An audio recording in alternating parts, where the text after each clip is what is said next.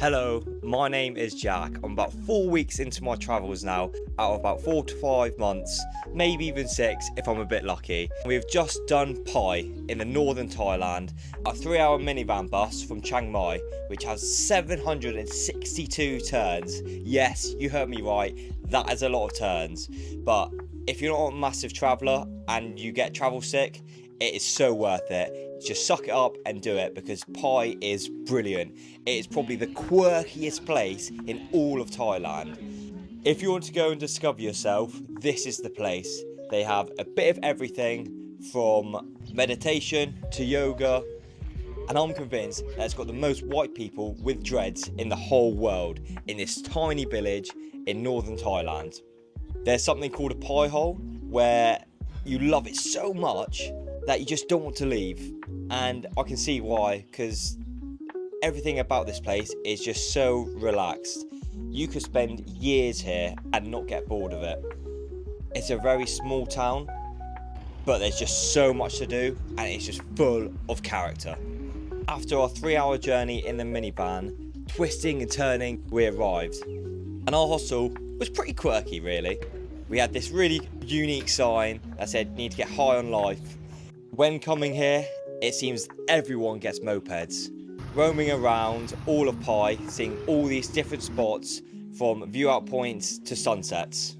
Because me and my friend Ben couldn't get a moped, we went the old fashioned way and we got bicycles.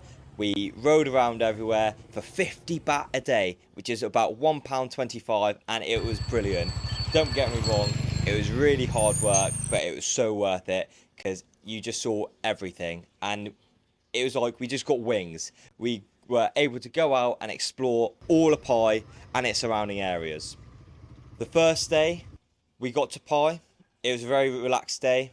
We took in the sunset from our hostel with a book and a chang, and it was just amazing. The sunsets here, simply sensational, and it's the first one that we really got to experience, and it was just really cool. You might be wondering what I'm doing here. I am outside my back door of a hotel in Chiang Rai, recording this to you. Bit of peace and quiet.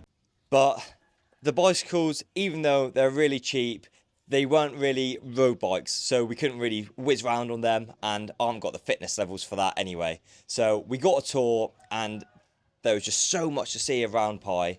I can see why people get Pai hole. But on this tour, we saw the white Buddha, and that was just amazing. We walked up to the top. It was a bit of a hike.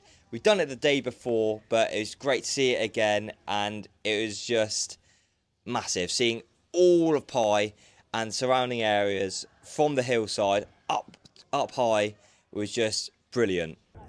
That was tough, but conquered through. Wasn't too long, to be fair. It wasn't too hard, just because it was very hot and got a backpack and probably a bit dehydrated. All the excuses under the sun, but yeah, it was worth it to see him or her. Then we went to the hot springs and dipped our toe into some natural hot water. The water goes through the cracks of the earth and steam comes up, creates the pools of water that are absolutely boiling, some up to 80 degrees Celsius, and you could actually even cook your eggs there. We started at the top at 38 degrees and worked our way down, and that was just really nice, and it was great to do it with some people that we met along the way travelling, to hear their story, their background, and it was just really nice to see something so natural where everyone could just really appreciate the natural beauty and enjoy the surroundings of this place. Then we went somewhere which was a bit unique as well. It probably sums up Pai a little bit, as in it feels really relaxed but maybe a little bit out of place, and we went to Chinatown here, and this place is like stepping into China, as you can tell from the name, but everything was just Chinese themed.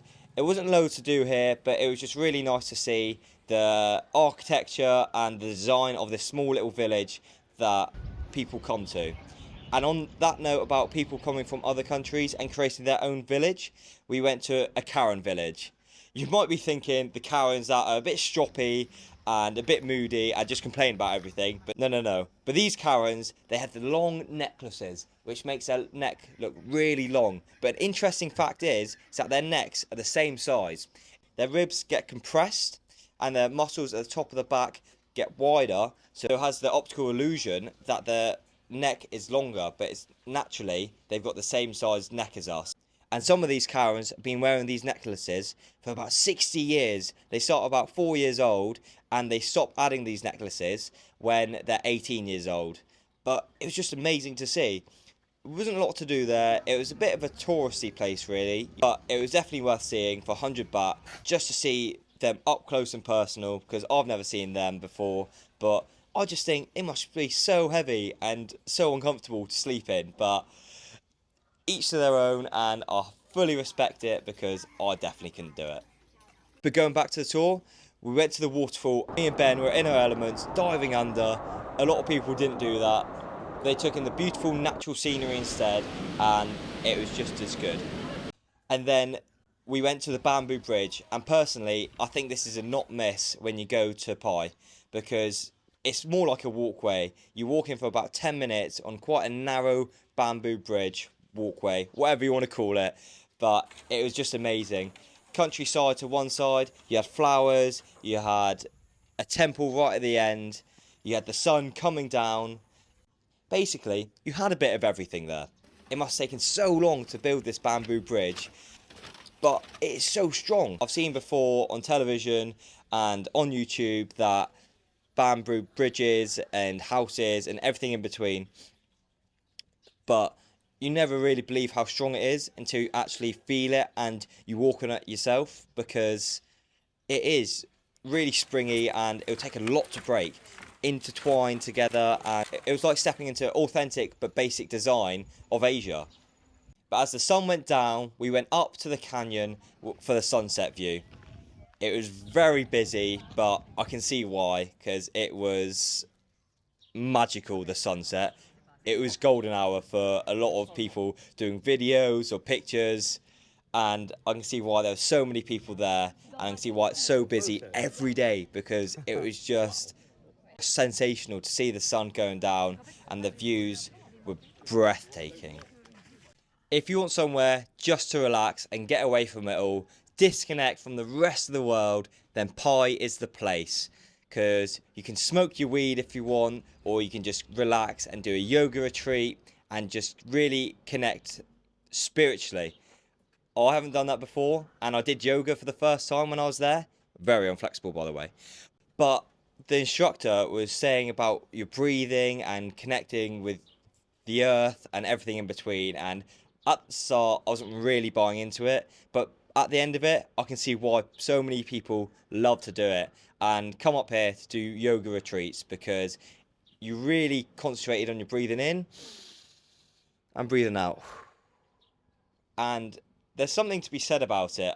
I know a lot of people might laugh, but I found it really good, even if it's just for the stretching side. But even like connecting within yourself, I know I'm sounding really spiritual and I'm discovering myself in Thailand. That's not the case, but it was just really nice to do. It was just something a little bit different than I've done before, and I would recommend it to anyone. Just give it a go, and you can say to me after, it's not for me, but that's fine. But I think the breathing techniques and the stretching and what the instructor was saying to us was just really zen, I guess. The one reason we came to Pai was for tipsy tubing, and that was so much fun. We consumed quite a few beers, a couple of cocktails, and we went down the river. It was really relaxing, and it was just such a good atmosphere. It felt like being on a party island, really, or being back at university. Music booming, everyone having a good time, having a dance, meeting new people as well. It was just great fun, and for 250 baht for the ticket and then drinks on top of that, so worth it as well. I know there was one in Laos in Bang Vieng, but apparently this one is a little bit more dangerous, so I think the hub for tipsy tubing is definitely Pai.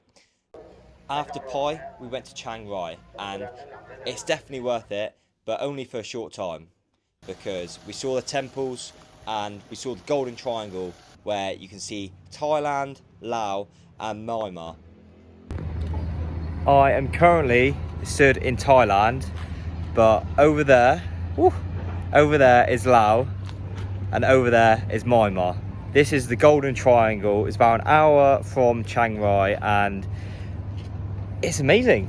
Basically, it's absolutely amazing. Gold Buddha up there as well, which is really nice to see, but it's absolutely amazing. 3 countries, 1 viewpoint.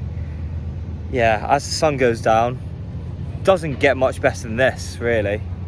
And that was just really cool to see 3 different countries in one spot as the sun was going down as well. Beautiful.